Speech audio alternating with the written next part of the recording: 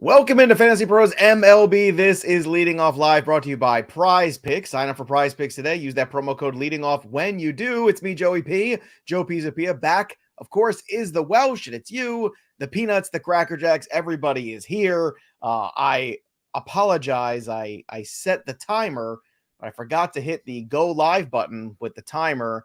So people are going to start filtering in now for the show. So we'll be a little patient with all you Peanuts and Cracker Jacks. In the meantime, Welsh, you survived the water park. I'm very excited to have you here. The question is, how do you feel? Have you taken the temperature? Have you done some wellness checks? What's going on? Yeah, I mean, so far, I don't have the whatever I'm going to get. It'll probably happen this weekend, just in time for Monday. But yes, if you're wondering, we had fun. All the money's gone. And come back to the chaos of the world. I'm glad Scott Bogman was able to fill in. Did you guys have fun? Did you and the Scott have fun?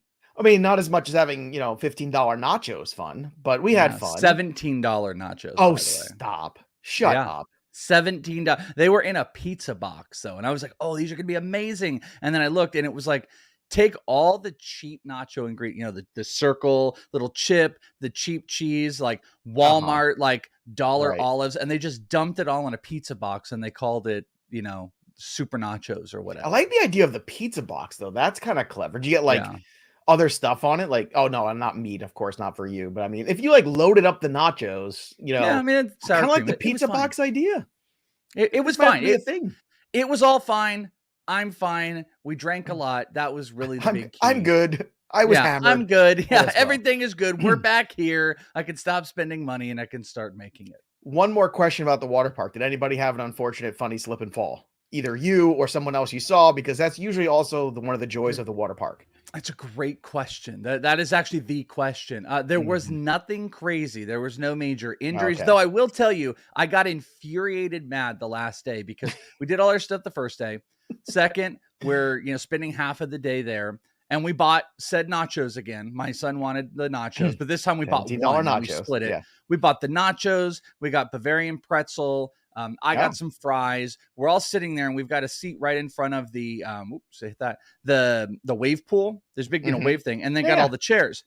And this kid comes over, and there's those water spouts that are coming up, and all these kids kept coming over and standing under it and just having it go right into their crotches and everything. And you just have to be like, this is normal. And then one kid comes over and steps on it, and it just sprayed all over us everywhere. And he drenched our food. No. And I started parenting someone that wasn't my kid. I was like, what the so he splashed, or he was working it on the filter. The spout. Yeah. On there, and it just annihilated us and all of our food, and it was like $50 of food down the window. It was very upsetting. Very upsetting. This is a good question from Fred. Welsh, did you collect 500 arcade points for $100 and cash them in for a penny candy, or maybe an eraser? Eraser is always good. We did avoid the arcade, and that is tremendous. That is just a disaster. Yeah, we spent the whole time we did the slides, we did the craziness. Got my phone wet. I have some videos of me going down slides. It's a great time. But I missed all of you. I missed all the. We missed you too. And good news for those who keep asking me too. The Black Book is completed. It will be uploaded today. It'll be available this weekend for football. For those of you who are asking, but we got more important things. Hell or high water is right. Let's talk about it. Jordan Walker is back. He started to turn things around. We talked about it on yesterday's show, and we were talking about how the rumblings were there. So if you were listening to the show, then of course, that Jordan Walker, who, he struggled. It's okay. It's okay for a rookie to come up and struggle. I would say over the last 12 games, though, not so much a struggle at AAA for him. He had over 290, 14 for 48 with 3 homers over the last 12 games since May 18th. So whatever it is that needed to be fixed, it's been fixed with Jordan Walker. So I think it's very safe to go back in the pool again. The question is, too, how available is he either on waiver wires or on trades? I imagine in shallow leagues, he's probably available. I would add him, especially because he probably qualifies at third base. And to me, Welsh, that's a big value with Walker. If he could just get right, that qualification at third base is a huge win in fantasy. Yeah, we actually, Bogman and I had taken a look at this. He's around 41% in Yahoo owned yesterday, because we were doing a show, ITL show, as the news broke. And at that moment, he was 41%, which kind of still tells you he might be out there. Walker was good on this back half, but the totality of AAA wasn't. He ended up only hitting 239 this year when he got sent down. Strikeouts were okay, but it was his defense was the big thing. Mhm. I'm encouraged about this. I'm overall encouraged about this just because like there's a disaster happening in St. Louis. And, God knows if Tyler O'Neill is ever going to play with this team again and what's going on. Burleson and Donovan have both kind of cooled off. There's a spot now for them to just make the commitment, and the commitment is here. Like this is it. Like you don't bring him back up after this and then bring him back down. So I think whatever it is they do, he's sticking around. I'm going to buy back in on Jordan Walker, especially for all the people that got like super disappointed. And, they made their investments and they're just kind of like ornery about the whole situation. I've got a fantastic one. We haven't even released our ITL pod yet. I was going to bring this question up and I'm going to ask you because this guy's name is popping up in the chat. Would you rather have rest of season, Jordan Walker or Chris Morel? Chris Morel is like 1 for 18 right now. Yeah. And that's why, because you know me, I don't like the Javier Baez profile. I don't like the true outcomes profile guy. I don't care for that. That's not my bag. I understand those players can be fun, but the problem is I just don't like the ups and downs that you have to go through. I think Walker is a very polished hitter. I think Walker just had a little bit of a tough first run. They didn't have much patience with him. I think that was wrong. I think you got to play it gated every day. You got to let him go through some stuff. Volpe's going through some stuff, and the Yankees will be better off in the long term for this first season of Volpe struggling. People forget Derek Jeter struggled mightily. People were talking about sending his ass down back in the day. Like this Mike Trout famously struggled. Mike Trout. I mean, it goes so often, you're just better off if you just let the kids play.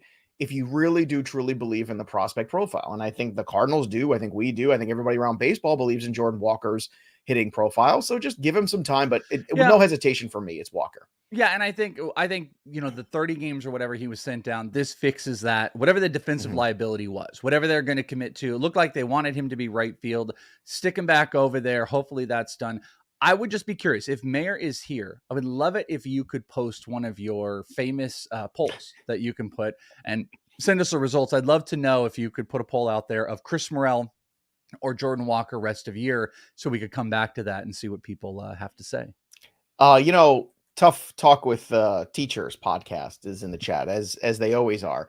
I think it's time to have a tough talk with Tough Talk because they said that they traded Pete Alonso 2 weeks ago and then got red hot and obviously are not too happy about that.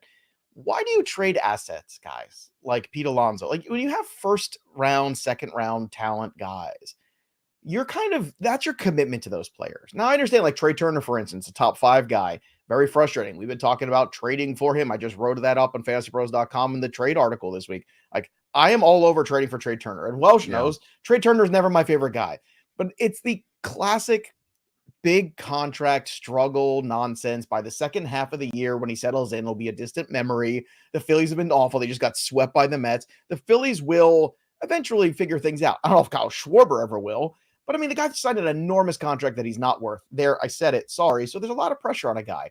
But at the same time, when you make investments, guys like Pete Alonso, as long as the home run total is still there, and it was, forget what the batting average is. Eventually, that'll all come back. I always feel like that's always a big mistake people make is trading their franchise players too soon in the season because oftentimes it does come back to bite you.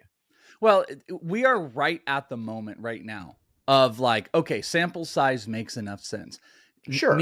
I'm not making dramatic moves in the first 6-7 weeks. So, I mean, if you said, you did this 2 weeks ago or whatever it was, it's like 6 weeks-ish into the season. I'm not making a move off of a player that I invested in that high. I don't mean to do this again, but slight little plug to the End This League pod, which is dropping today. What we did was we did a redraft of the first 2 rounds, Joe, and I thought you'd be interested in that. We redrafted those, and thinking about drop that in the sheet for Monday. Let's do that Monday or Tuesday. We'll go over the results. Yeah, I want to see the results. Trey Turner and Pete Alonso both still in it. It was me, Frank Stanfill, and Bogman drafting this, and in the top 30 picks, we kept Pete Alonso and Trey Turner in there with a few new names that weren't in there before. But this is what happens, this is the marker right now. This is why, like after Memorial Day, this is the most important. Yeah, but thing. like I'm not worried about Trey Turner. Someone is, and they're going to trade him, and that's a bad move. 2 weeks ago, people were getting worried because Pete Alonso got stone cold. It doesn't matter. Pete Alonso will figure it out. Like, there's just certain guys you just think they're the best players in baseball for a reason. It's very rare you get one of those first, second round guys that really just has an awful season as long as they're healthy. Health is usually the biggest problem. But also, you asked if Mayor's in the chat, by the way. He is. Here he is. Derek Jeter struggled, but then managed to complete the most overrated career of all time.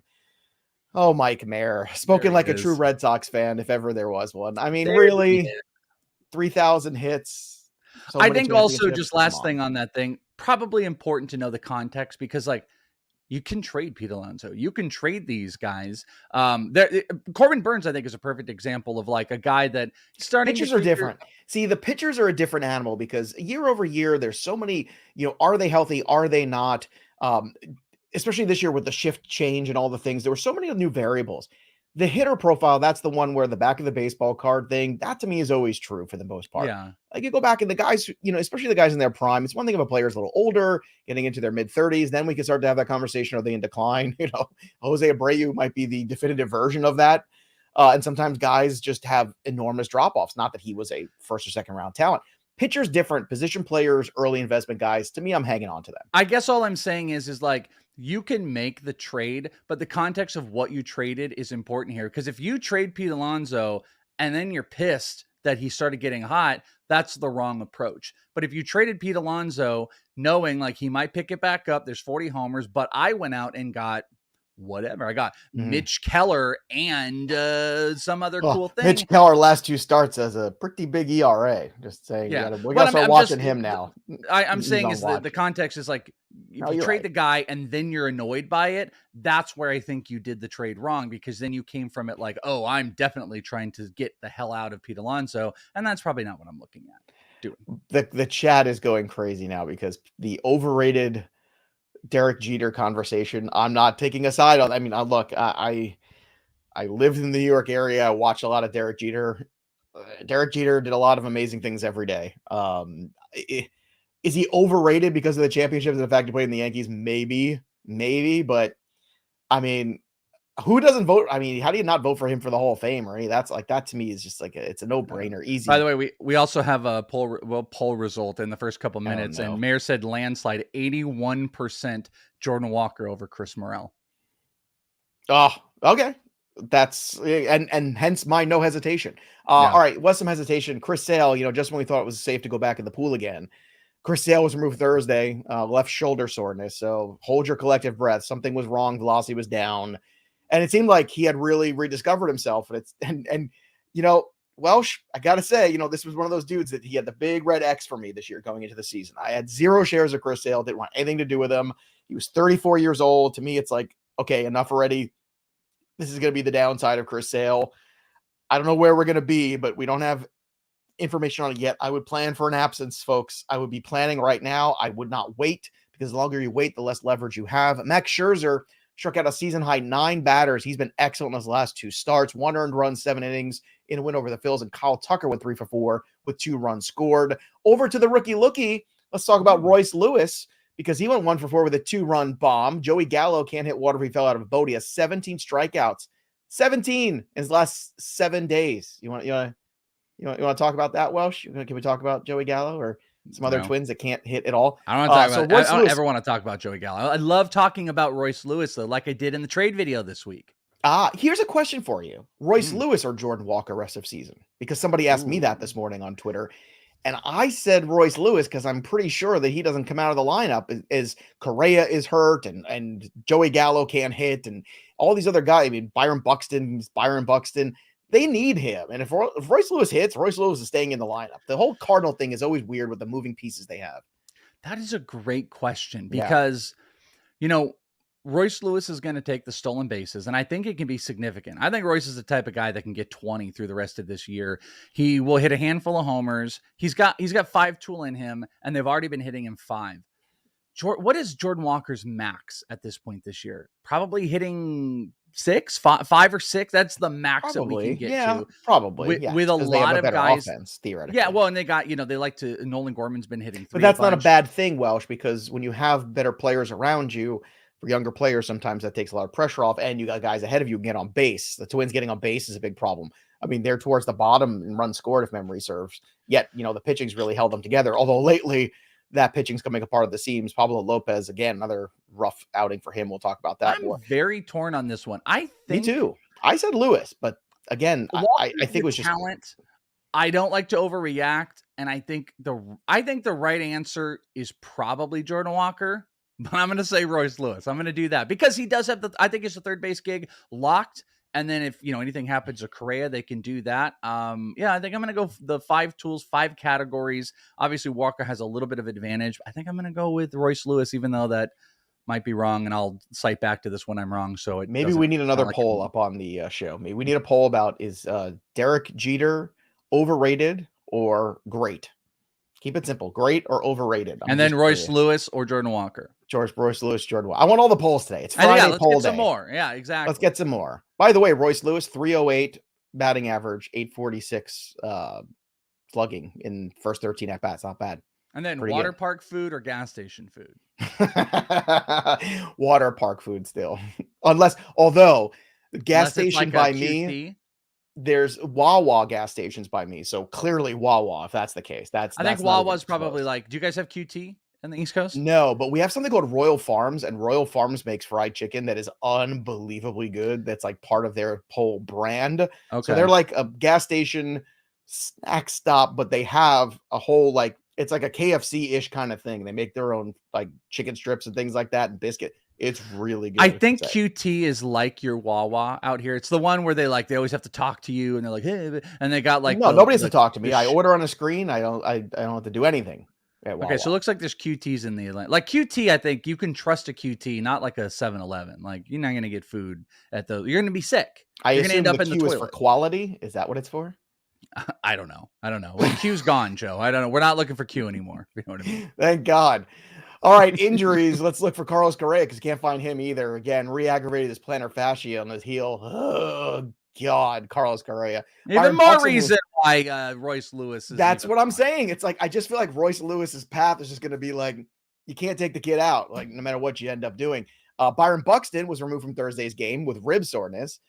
It's sad. Byron Buxton makes me depressed at this point. Come on, I don't know. He just got hit. He didn't hurt something. Justin Steele dealing with that forearm. They say he might only end up missing one start. Welsh. We talked about this at length yesterday about this Justin Steele thing.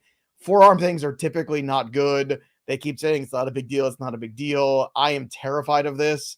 Welsh, what is your feeling about this whole situation with Justin Steele in the forum? Because they're not giving us a lot of information, except it's no big deal. It's fine. Everything's fine. And that does not make me feel good.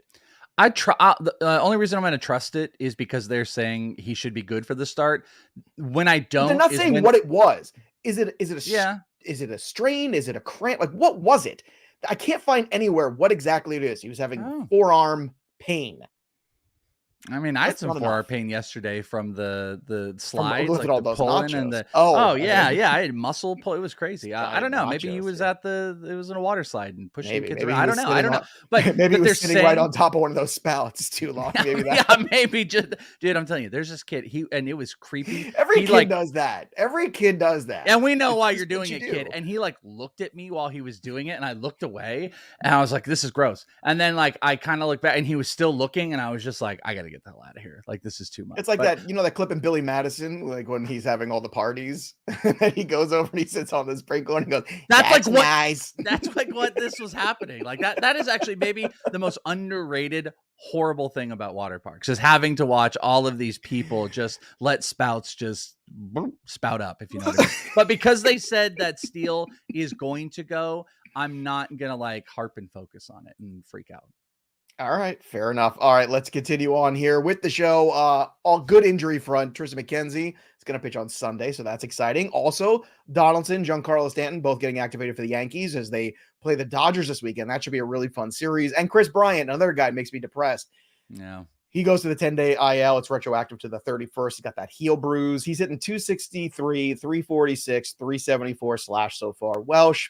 I know once upon a time you were a big Chris Bryant guy. When he first came up, you were very big on Chris Bryant, as many people were. Would you call Chris Bryant's career a disappointment at this point? I think he can, right? I think it's been more bad than good. Based on expectations, if you didn't have any expectations of Chris Bryant, and you were like, wow, this guy was like an MVP and da-da-da, maybe you would feel differently. Like he's actually, it is crazy. He's almost on his 10th season and he's failed to reach 200 homers. I don't know. I guess like, yeah, I'm not going to like beat around it. Like, yeah, sure. It's a disappointment because it's like, he's literally never been off of that one season. And I've had a couple good breakouts calls this year. This is not one of them. I really thought he was going to be able to bounce back. I was really encouraged by the batting average, didn't care about the no homer things from last year. And he's just so mediocre. He's just a mediocre ass player. And that's all that you should treat him as. And, he was drafted in the top 100. He's not going to beat that. He's 10-team leagues.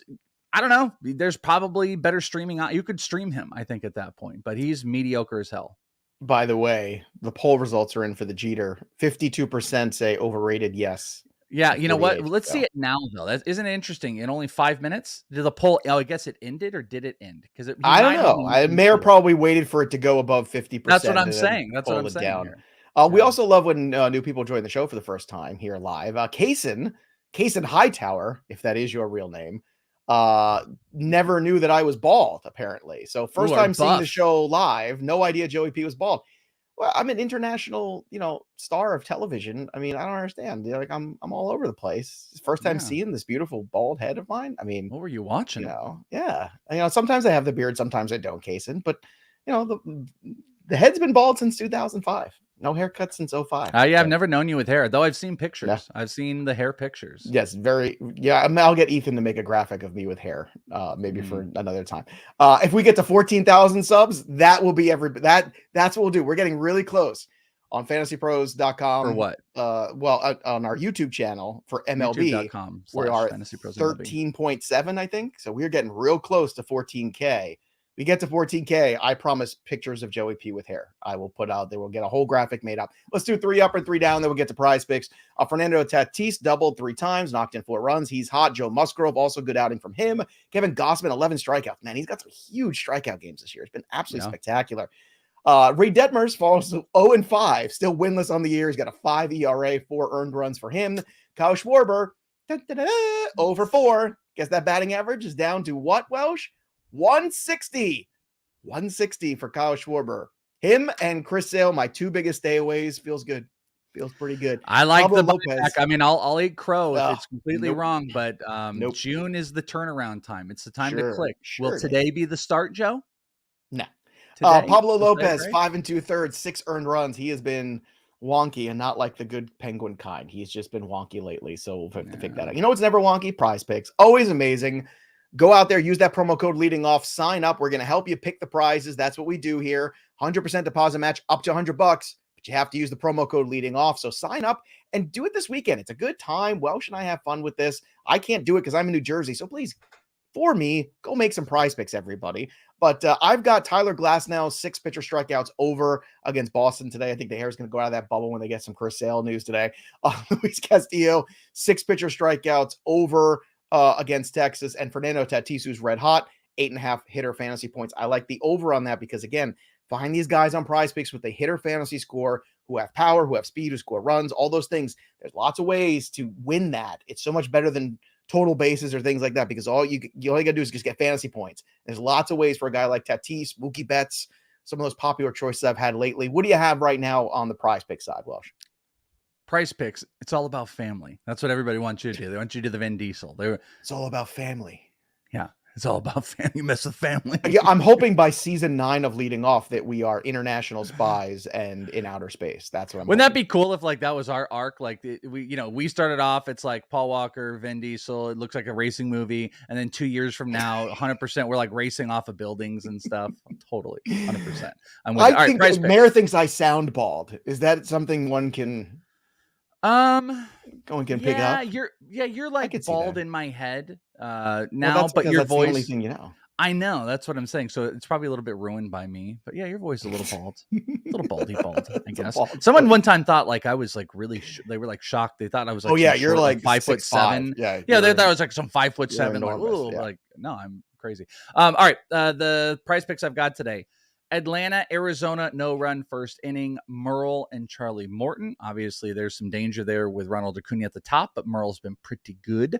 I'm going to go with Wander Franco run scored. Just need a run. And Garrett Whitlock earn runs over 2.5 today. He likes to do the 5-1, 5-1. So it's another 5-day, at least in how his bounce back on earned runs are. So those are my 3 prize picks for today because it's all about family. It is all about family. That's what it's about. And look, Beef Curtains is coming after me about the Ohtani Mets thing. Listen, Beef Curtains. Nobody has young pitching to trade. Beef Curtains, none of the contenders have young pitching to trade.